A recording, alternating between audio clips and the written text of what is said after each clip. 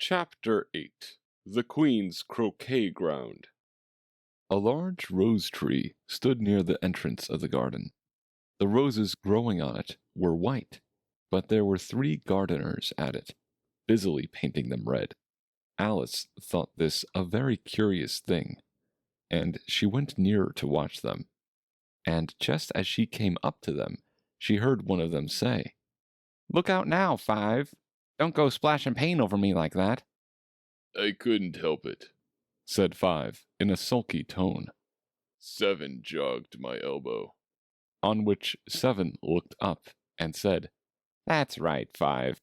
Always lay the blame on others." "You'd better not talk," said 5. "I heard the Queen say only yesterday you deserved to be beheaded." "What for?" said the one who had spoken first. "That's none of your business, 2, said 7. "Yes, it is his business," said 5.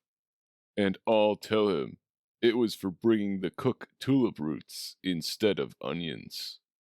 7 flung down his brush, and had just begun, "Well, of all the unjust things," when his eye chanced to fall upon Alice, as she stood watching them, and he checked himself suddenly. The others looked round also, and all of them bowed low. "Would you tell me," said Alice, a little timidly, "why are you painting those roses?" 5 and 7 said nothing, but looked at 2. 2 began in a low voice. "Why, the fact is, you see, miss, this here ought to have been a red rose tree, and we put a white one in by mistake. And if the Queen was to find it out, we should all have our heads cut off, you know. So you see, miss, we're doing our best, afore she comes, to—" At this moment, 5, who had been anxiously looking across the garden, called out, "The Queen! The Queen!" and the 3 gardeners instantly threw themselves flat upon their faces. There was a sound of many footsteps, and Alice looked round, eager to see the Queen. First came 10 soldiers carrying clubs. These were all shaped like the 3 gardeners, oblong and flat, with their hands and feet at the corners. Next, the 10 courtiers. These were ornamented all over with diamonds, and walked 2 and 2, as the soldiers did. After these came the royal children. There were 10 of them, and the little dears came jumping merrily along, hand in hand, in couples. They were all ornamented with hearts. Next came the guests, mostly kings and queens, and among them Alice recognized the White Rabbit. It was talking in a hurried, nervous manner, smiling at everything that was said, and went by without noticing her. Then followed the Knave of Hearts, carrying the king's crown on a crimson velvet cushion, and, last of all this grand procession, came the King and Queen of Hearts. Alice was rather doubtful whether she ought not to lie down on her face like the 3 gardeners, but she could not remember ever having heard of such a rule at processions. And besides, what would be the use of a procession, thought she, if people had all to lie down upon their faces, so that they couldn't see it? So she stood still where she was, and waited. When the procession came opposite to Alice, they all stopped and looked at her, and the Queen said severely, "Who is this?" She said it to the Knave of Hearts, who only bowed and smiled in reply. "Idiot!" said the Queen, tossing her head impatiently, and, turning to Alice, she went on, "What's your name, child?" "My name is Alice, so please your Majesty," said Alice very politely, but she added to herself, "Why, They're only a pack of cards, after all. I needn't be afraid of them." "And who are these?" said the queen, pointing to the 3 gardeners who were lying round the rose tree. For, you see, as they were lying on their faces, and the pattern on their backs was the same as the rest of the pack, she could not tell whether they were gardeners, or soldiers, or courtiers, or 3 of her own children. "How should I know?" said Alice, surprised at her own courage. "It's no business of mine." The queen turned crimson with fury, and, after glaring at her for a moment like a wild beast, screamed, "Off with her head! Off!" "Nonsense!" said Alice, very loudly and decidedly, and the queen was silent. The king laid his hand upon her arm, and timidly said, "Consider, my dear, she is only a child."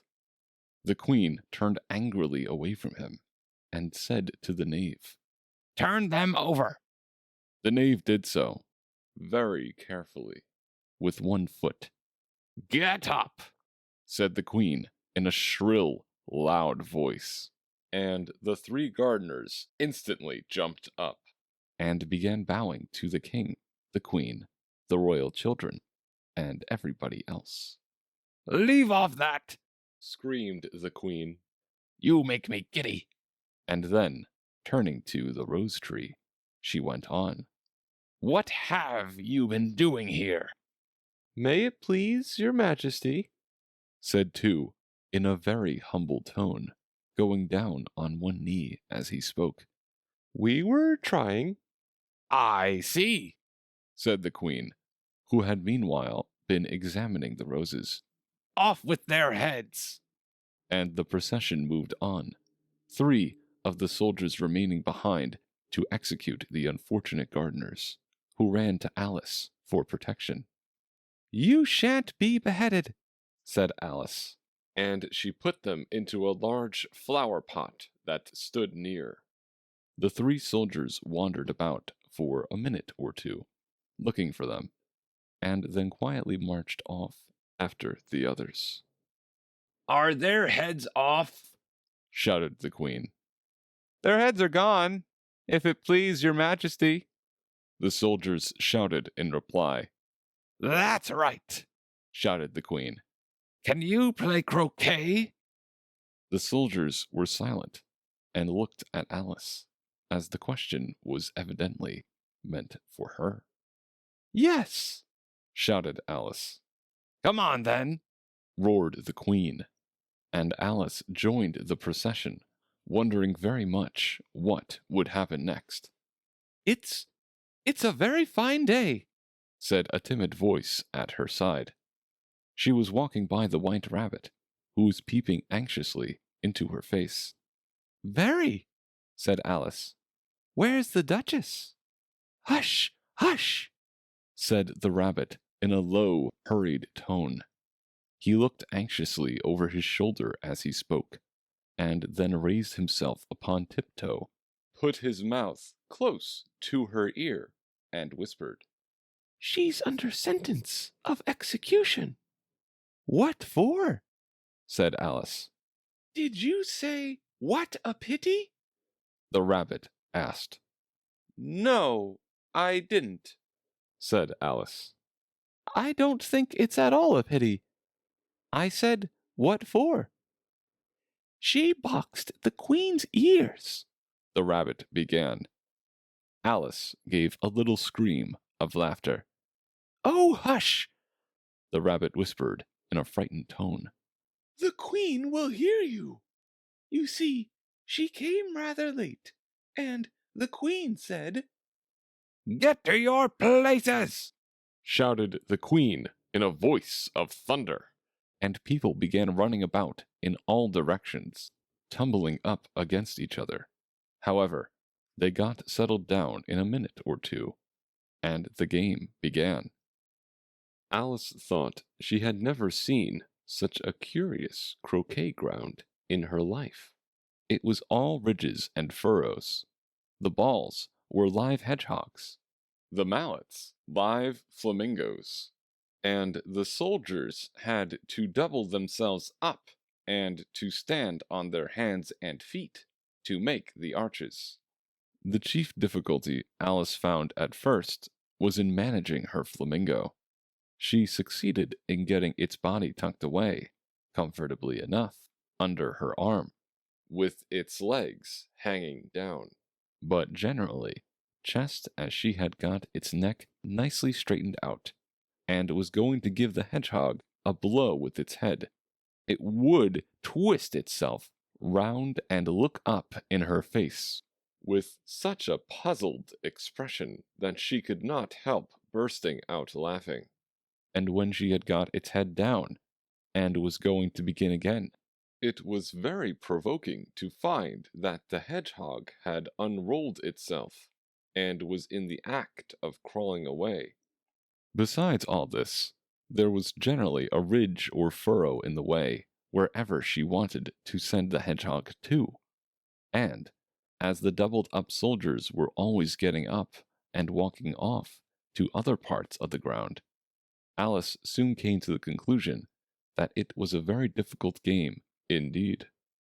The players all played at once without waiting for turns, quarreling all the while, and fighting for the hedgehogs. And in a very short time the queen was in a furious passion, and went stamping about, and shouting, "Off with his head!" or "Off with her head!" about once in a minute. Alice began to feel very uneasy. To be sure, she had not as yet had any dispute with the queen, but she knew that it might happen any minute. And then, thought she, what would become of me? They're dreadfully fond of beheading people here. The great wonder is that there's anyone left alive. She was looking about for some way of escape, and wondering whether she could get away without being seen, when she noticed a curious appearance in the air. It puzzled her very much at first, but, after watching it a minute or two, she made it out to be a grin, and she said to herself, "It's the Cheshire Cat. Now I shall have somebody to talk to." "How are you getting on?" said the cat, as soon as there was mouth enough for it to speak with. Alice waited till the eyes appeared, and then nodded. "It's no use speaking to it," she thought, "till its ears have come, or at least one of them." In another minute the whole head appeared, and then Alice put down her flamingo, and began an account of the game, feeling very glad she had someone to listen to her. The cat seemed to think that there was enough of it now in sight, and no more of it appeared. "I don't think they play at all fairly," Alice began, in a rather complaining tone. "And they all quarrel so dreadfully one can't hear oneself speak. And they don't seem to have any rules in particular. At least, if there are, nobody attends to them. And you've no idea how confusing it is, all the things being alive. For instance, there's the arch I've got to go through next, walking about at the other end of the ground. And I should have croqueted the queen's hedgehog just now, only it ran away when it saw mine coming." "How do you like the queen?" said the cat, in a low voice. "Not at all," said Alice. "She's so extremely—" Just then she noticed that the queen was close behind her, listening, so she went on, "Likely to win, that it's hardly worthwhile finishing the game." The queen smiled and passed on. "Who are you talking to?" said the king, going up to Alice, and looking at the cat's head with great curiosity. "It's a friend of mine, a Cheshire cat," said Alice. "Allow me to introduce it." I don't like the look of it at all," said the king. "However, it may kiss my hand if it likes." "I'd rather not," the cat remarked. "Don't be impertinent," said the king. "And don't look at me like that." He got behind Alice as he spoke. "A cat may look at a king," said Alice. "I've read that in some book, but I don't remember where." "Well, it must be removed," said the king very decidedly, and he called the queen, who was passing at the moment. "My dear, I wish you would have this cat removed." The queen had only one way of settling all difficulties, great or small. "Off with his head," she said, without even looking round. "I'll fetch the executioner myself," said the king eagerly, and he hurried off. Alice thought she might as well go back and see how the game was going on, as she heard the queen's voice in the distance, screaming with passion. She had already heard her sentence 3 of the players to be executed for having missed their turns, and she did not like the look of things at all, as the game was in such confusion that she never knew whether it was her turn or not. So she went in search of her hedgehog. The hedgehog was engaged in a fight with another hedgehog, which seemed to Alice an excellent opportunity for croqueting one of them with the other. The only difficulty was that her flamingo was gone across to the other side of the garden, where Alice could see it trying, in a helpless sort of way, to fly up into a tree. By the time she had caught the flamingo and brought it back, the fight was over, and both the hedgehogs were out of sight. "But it doesn't matter much," thought Alice, "as all the arches are gone from this side of the ground." So she tucked it away under her arm, that it might not escape again, and went back for a little more conversation with her friend. When she got back to the Cheshire Cat, she was surprised to find quite a large crowd collected round it. There was a dispute going on between the executioner, the king, and the queen, who were all talking at once, while all the rest were quite silent and looked very uncomfortable. The moment Alice appeared, she was appealed to by all 3 to settle the question, and they repeated their arguments to her, though, as they all spoke at once, she found it very hard indeed to make out exactly what they said. The executioner's argument was that you couldn't cut off a head unless there was a body to cut it off from, that he had never had to do such a thing before, and he wasn't going to begin at his time of life. The king's argument was that anything that had a head could be beheaded, and that you weren't to talk nonsense. The queen's argument was that if something wasn't done about it in less than no time, she'd have everybody executed, all round. It was this last remark that had made the whole party look so grave and anxious. Alice could think of nothing else to say, but, "It belongs to the Duchess. You'd better ask her about it." "She's in prison," the queen said to the executioner. "Fetch her here." And the executioner went off like an arrow. The cat's head began fading away the moment he was gone, and, by the time he had come back with the Duchess, it had entirely disappeared. So the king and the executioner ran wildly up and down looking for it, while the rest of the party went back to the game.